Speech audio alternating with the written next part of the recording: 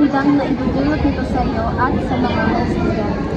Kung ibabasa ko ito sa aking personal na karanasan, masasabi ko na ang pagiging isang miyembro ng isang club or isang samahan ay maganda sa akin sapagkat natutulungan nito ako upang makabuo ng relasyon sa ibang tao, sa ibang mag-aaral at marami kaming natututunan sa bawat aktibidad na aming ginagawa.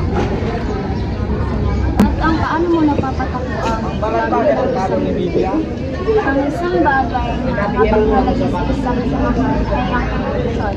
Ang kakayahan mo na ipahayag ang iyong saloobin, ang pag-unawa sa lahat at ang pakikinig sa kanila ang isa sa mga importanteng bagay upang kayo ay magkasundo-sundo at magkaroon ng maayos na relasyon.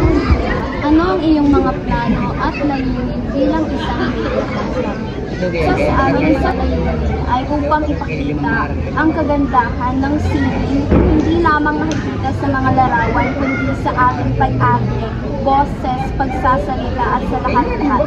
Nais namin ipakita na lahat ng uri ng sining ay napakaganda. Maraming salamat sa pagbabahagi ng iyong mga